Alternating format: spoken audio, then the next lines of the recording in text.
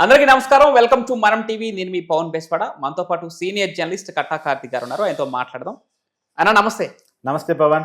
సాధారణంగా ఈ మధ్య కాలంలో ట్రెండింగ్ నడుస్తూ ఉంది. రాజకీయ నాయకులు అరెస్ట్ అవటం వేరు, ఎవరో అవినీతి పాల్పడిన వారు అరెస్ట్ అవటం వేరు, దొంగలు అరెస్ట్ అవటం వేరు. కానీ దొంగలని, రాజకీయ నాయకుల్ని, అవినీతి పాల్పడ్డ వారిని అరెస్ట్ చేసే ఒక పోలీస్ అధికారి, అది కూడా ఒక ఐపీఎస్ అరెస్ట్ అవటం ఈరోజు చర్చనీయాంశంగా మారింది.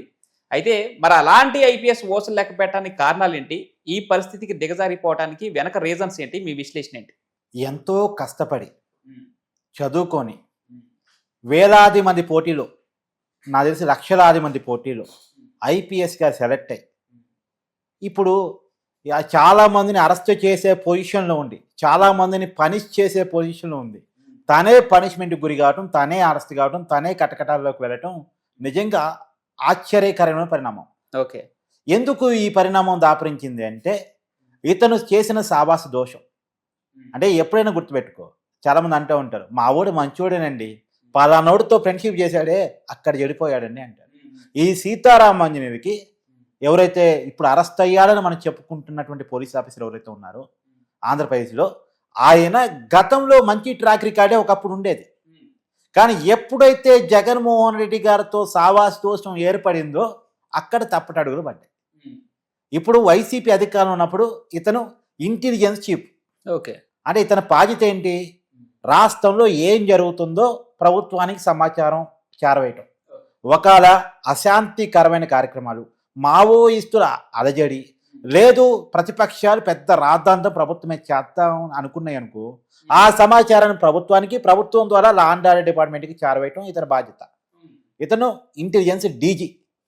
మరి ఆ బాధ్యతలో ఉన్నటువంటి ఇతను ముంబైకి సంబంధించినటువంటి ఒక హీరోయిన్ జత్వాని, ఆమెను అరెస్ట్ చేసేటువంటి దాంట్లో మెయిన్ భూమికి పోషించాడు. ఇతనికి ఆ అరెస్టుకి సంబంధం ఏంటి? ఇతని బాధ్యత కాదు కదా అసలు. ఇతనికి ఇచ్చిన డ్యూటీ అది కాదు కదా. ఇతను సమాచారాన్ని సేకరించి ప్రభుత్వానికి ఇవ్వాల్సిన బాధ్యతలో ఉండి ఇతను జట్వాని అరెస్టులో ఎందుకు వెళ్ళిపెట్టాడు అసలు? అందుకని ఇలా అరెస్ట్ అయ్యాడు. నిజానికి ముగ్గురు ఐపీఎస్ అధికారులు ఈ కేసులో సస్పెండ్ అయ్యారు. కాంతి రాణా టాటా, ఇప్పుడు నువ్వు చెప్తున్నటువంటి సీతారామాంజనేయులు విషయాలు గురించి, ఈ ముగ్గురు కూడా వాళ్ళ ట్రాక్ రికార్డు పరిశీలిస్తే ఒక మధ్య తరగతి కుటుంబం నుంచి ఎదిగి కష్టపడి చదువుకొని తమ టాలెంట్తో జాబ్ కొట్టుకున్నటువంటి వ్యక్తులు. ఆల్ ఇండియా ర్యాంకు సాధించినటువంటి విషయాలు గురించి పోలీస్ ఆఫీసర్ సస్పెండ్ అయ్యారు బికాజ్ ఆఫ్ జగన్మోహన్ రెడ్డి గారు. గతంలో కూడా అతని అవినీతి కేసుల్లో ఐఏఎస్ అధికారిగా ఉన్నటువంటి శ్రీలక్ష్మి కానీ, బీపీ ఆచార్య కానీ ఇద్దరు జైలు పాలయ్యారు. ఇద్దరు ఐఏఎస్ ఆఫీసర్లు. ఒక ఐఏఎస్ ఐపీఎస్ నువ్వు కావాలనుకుంటే అవుతావా? లేదు. అందరూ చాలామంది అనుకుంటారు, ఎవరో లక్షల మందిలో ఒకటి మాత్రమే సాధ్యం. చాలామంది తల కింద పెట్టి కాళ్ళు పైకి పెట్టి తపస్సు చేస్తూ ఉంటారు, అంటే అంతగానో కష్టపడతా ఉంటారు, కానీ జీవితంలో కాలేరు. అలాంటిది వీళ్ళకి అవకాశం వచ్చి దాన్ని పాడు చేసుకున్నారు అని చెప్పాలి, క్లియర్గా చెప్పాలి. ఇప్పుడు సహజంగా ఒక అమ్మాయికి ఏదైనా బాధ కలిగిందనుకో, ఎవడైనా వేధిస్తున్నాడు అనుకో, ఎవరు చెప్పుకుంటుంది? అమ్మాయి వచ్చి పోలీసులకే కదా. ఆ అమ్మాయికి రక్షణ కల్పించాల్సిన బాధ్యత పోలీసులదే కదా. మరి పోలీసుడే ఆ అమ్మాయిని వేధిస్తే ఏమన్నారు అసలు? సరే, పోలీసు నిర్లక్ష్యంగా వివరించాడనుకో, తర్వాత ఆ అమ్మాయి నెక్స్ట్ స్టెప్లో ఎవరు చెప్పుకుంటుంది? గవర్నమెంట్ చెప్పుకుంటుంది. మరి ఆ గవర్నమెంటే వేధించమని చెప్తే, ఒక గవర్నమెంట్ ఒక అమ్మాయిని వేధించమని చెప్పి ఒక పోలీసుడు వేధిస్తే ఇంకా అమ్మాయికి రక్షణ ఎవరు? ఇక్కడ జరిగింది అదే ముంబై జట్వాని కేసులో. నిజానికి ఆ అమ్మాయికి ఆంధ్రప్రదేశ్ సంబంధం లేదు. ఆ అమ్మాయి ముంబైలో ఉంటుంది. సరే, కొద్ది టాలీవుడ్ సినిమాల్లో కొన్ని క్యారెక్టర్స్ నటించవచ్చు కాక, సహజంగా ఆమె యాక్ట్రెస్ కాబట్టి రకరకాల భాషలో కూడా నటించవచ్చు కాక, అయితే తనకి ఆంధ్రప్రదేశ్కి పెద్ద సంబంధం ఏం లేదు. ఆమె ముంబైలో నివాసం ఉంటూ అక్కడ జిందాల్ అనేటువంటి ఒక పారిశ్రామికవేత్త మీద లైంగిక వేధింపులు కేసు పెట్టింది. నన్ను లైంగికంగా వేధిస్తున్నాడని కేసు పెట్టింది. అది ముంబైకి సంబంధించిన కేసు. అయితే ఆ జిందాల్కి ఈ జగన్మోహన్ రెడ్డి గారు, మన మాజీ ముఖ్యమంత్రి వైసీపీ అధినేత స్నేహితుడు. వాళ్ళిద్దరి బంధం మామూలు కాదు, గురు శిష్యుల బంధం. అంటే జగన్మోహన్ రెడ్డి గారికి బిజినెస్ మెలకువలు నేర్పింది జిందాల్. మరి ఇలా జగన్మోహన్ రెడ్డి గారు ముఖ్యమంత్రి అయ్యాడు కదా, తనకి పరిచయం ఉంది కదా అని చెప్పేసి జగన్మోహన్ రెడ్డి గారికి ఒక ఫోన్ కొట్టాడు. సరే, ఓ పని చేయి, నువ్వు కడప వచ్చి స్టీల్ ప్లాంట్ పెడతానని బిల్డప్ ఇచ్చేసి అక్కడ ఏదో నిధులు పెట్టు, నేను ఆ అమ్మాయి సంగతి చూసుకుంటా, ఆ అమ్మాయి నీ మీద కేసు వాపసు తీసుకునేలా ప్లాన్ నేను చేస్తా అని చెప్పి జగన్మోహన్ రెడ్డి గారు ఆయన మాట ఇచ్చారంట. ఆయన మాట నిలబెట్టడం కోసం ఆయనకి మంత్రిగా ఉన్నటువంటి సకల శాఖ మంత్రి సజ్జల రామకృష్ణారెడ్డి గారు రంగంలో దిగి, ఆయన ఈ పోలీస్ ఆఫీసులందరినీ రంగంలో దింపి వైసీపీ నాయకుడికి ఒక ఫేక్ కేసు పెట్టించి ఆయన ల్యాండ్ని ఆయనకి తెలవకుండా ముంబైలో ఉండేటువంటి హీరోయిన్ అమ్ముదామని చూసిందంట. ఎవరు కుక్కల విద్యాసాగర్ అనేటువంటి వ్యక్తి చేత ఈ ఫేక్ కేసు పెట్టించారు. ఎవరు ఈ కుక్కల విద్యాసాగర్? ఇతను బ్యాక్గ్రౌండ్ ఏంటంటే ఇతను 2014లో వైసీపీ తరపు నిలబడ్డటువంటి వైసీపీ క్యాండిడేట్, ఎన్నికల్లో నిలబడ్డాడు, ఓడిపోయాడు. ఇతను కేసు పెడతాడు, ముంబైలో ఉన్నటువంటి అమ్మాయి మీద పెడతాడు. నాకు తెలియకుండా నా ల్యాండ్ అమ్ముదామని చూసింది అమ్మాయిని. అయితే సరే, ఈ కేసు పెట్టిన తర్వాత పోలీసు యాక్షన్ తీసుకున్నారనుకో, సరే దాంట్లో అర్థం ఉందనుకున్నాం. ఈ కేసు పెట్టకముందే ఫిబ్రవరి 5వ తారీఖు ఉదయం 6:30 గంటలకి ఇతను కేసు పెడతాడు. ఫిబ్రవరి 4వ తారీఖు ఈవినింగే వీళ్ళు ఫ్లైట్ టికెట్ బుక్ చేసుకుంటారు ముంబై వెళ్ళడానికి. అంటే కేసు పెట్టకముందే పోలీసు అధికారులు నిందితుని అరెస్ట్ చేయాలని ఎవరు చూస్తారు అసలు? సో ప్రీ ప్లాన్ అంటారు. ఎస్, వీళ్ళు ఏమన్నా కలగన్నారా? రేపు ఒకడు వస్తాడు మన పోలీస్ స్టేషన్కి, కేసు పట్టుకొని వస్తాడు, ఆ కేసు పెట్టినటువంటి అమ్మాయిని పట్టుకొని రావాలని కలగని టికెట్ అని బుక్ చేసుకున్నారా? ఇతను 6:30కి కేసు పెడితే 10:30, 11ంటికి ముంబైలోనే ఫ్లైట్ ఎక్కిపోయినటువంటి పరిస్థితి. అంటే ఎంత హడావుడి చేశారు చూడు. అదే ఒక సామాన్యటువంటి వ్యక్తి, ఒక మధ్యతరగతి వ్యక్తి పోలీస్ స్టేషన్ పోయి కేసు పెడితే ఎన్నాళ్ళుగా పట్టించుకుంటారు? కనీసం ఒక కానిస్టేబుల్ రెస్పాండ్ అవుతారా? ఈ అమ్మాయిని అరెస్ట్ చేయడానికి ఏకంగా ఐపీఎస్ ఆఫీసర్లు పోయారు. ఈ అమ్మాయి బ్యాక్గ్రౌండ్ ఒకసారి పరిశీలిస్తే వాళ్ళ మదరు ఆర్బీఐ రిటైర్డ్ మేనేజర్, వాళ్ళ ఫాదరు నావీలో పనిచేస్తున్నారు, రిటైర్డ్ అయ్యారు. అంటే కేంద్ర ప్రభుత్వ సర్వీసుల్లో పనిచేశారు, దేశానికి సర్వీస్ చేశారు. వాళ్ళకి రెస్పెక్ట్ ఇవ్వాలి మనం. వాళ్ళ నాన్న మేజర్ స్థాయిలో పనిచేశారు కాబట్టి వాళ్ళకి గౌరవం ఇవ్వాల్సింది పోయి ఒక దేశభక్తుల కుటుంబాన్ని, తర్వాత ఆ దేశభక్తి కుటుంబంలో పుట్టిన ఈ అమ్మాయిని, మళ్ళీ ఈ అమ్మాయి గురించి ఈ అమ్మాయి పర్టికులర్ బ్యాక్గ్రౌండ్ చూస్తే నాట్ ఓన్లీ యాక్ట్రెస్, తన ప్రొఫెషనల్గా డాక్టర్, తర్వాత ఈ యాక్టరు మాత్రమే కాదు, తన సైంటిస్టు అంటే పరిశోధన చేసేటువంటి దాంట్లో ఉన్నారు. తనకి అనేక రకమైన మల్టీ ప్రొఫెషనల్స్తో ప్రావీణ్యం ఉంది. అంత మల్టీ ప్రొఫెషనల్ ఆ వ్యక్తిని పట్టుకొచ్చి ఇక్కడ సరే అరెస్ట్ చేశారు, తప్పు చేసింది ఒకవేళ నిజమే అనుకుందాం, తీసుకొచ్చిన తర్వాత ఏం చేయాలి? సహజంగా కోర్టు ముందు ప్రొడ్యూస్ చేసి తప్పు చేసి ఉంటే నిరూపించి జైలుకి పంపించాలి. కానీ ఒక ప్రైవేట్ గెస్ట్ హౌస్లో బంధించేసి ఆ కేసు వాపసు తీసుకుంటావా లేదా?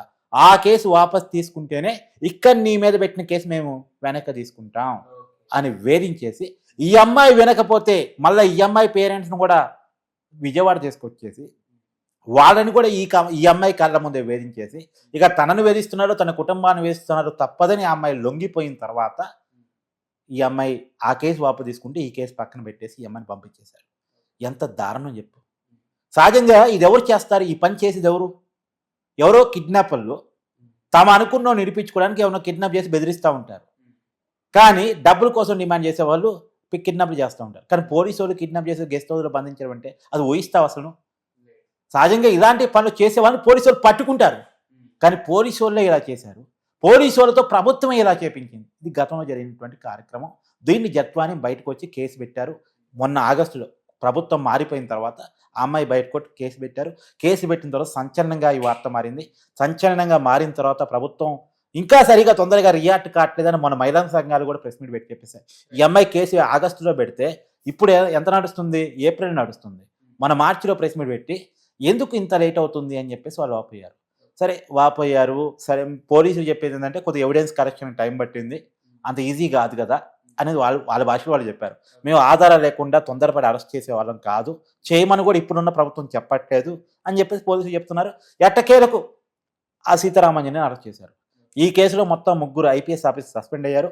తొలిసారి ఒక ఐపీఎస్ ఆఫీసర్ అరెస్ట్ కూడా అయ్యారు. ఇవాళ జైలు పాలు అయ్యే పరిస్థితి కనపడుతూ ఉంది. ఈ కేసులో ఇంకా విచారణ ఎదుర్కొంటూ ఉంటే ఈ విచారణలో ఎవరు వస్తారు అంటే సీతారామాంజనేయులకి జత్వానికి ఏం సంబంధం లేదుగా.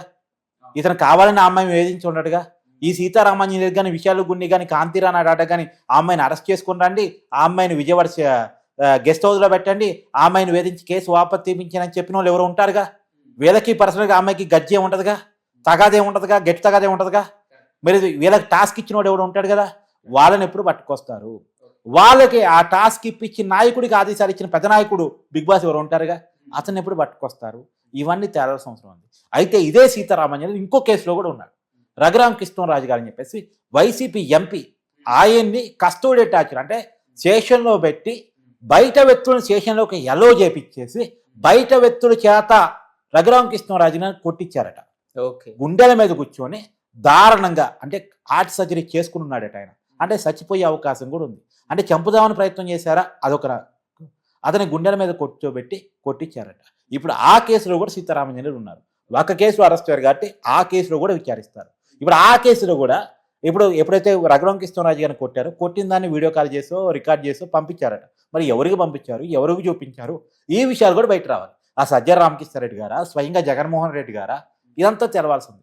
ఏది ఏమైనా చట్టాన్ని దుర్వినియోగం చేసి పోలీసులని వాడకూడని పనులకి వాడి అబాస్ ఇవాళ ఎవరి జీవితాలు పోయినాయి? కష్టపడి సాధించుకున్న ఉద్యోగాలు ఇవాళ కుటుంబాన్ని మొత్తం కూడా అదొక శాడు కదా. ఇవాళ ఎంత బాధ, ఎంత కష్టపడి ఉంటే వాళ్ళ జీవితంలో ఇలా పొజిషన్కి వచ్చి ఉంటారు. చాలా మందికి సాధ్యం కాని, కళలో కూడా ఊహించినటువంటి పొజిషన్కి వాళ్ళు వెళ్ళిన తర్వాత కూడా దాన్ని దుర్వినియోగం చేసి ఇవాళ కటకటాల్లో 10 మందిని పెట్టే పొజిషన్లో ఉండి తనే కటకటాల్లోకి వెళ్ళాడంటే ఒక్కసారి రివ్యూ చేసుకోవాలి. తను ఎవరితో సాహసం చేశాడు, ఏం పనులు చేశాడు అనేటువంటి ఖచ్చితంగా రివ్యూ చేసుకోవాలి. రైట్. థ్యాంక్ యూ అన్న. Thank you.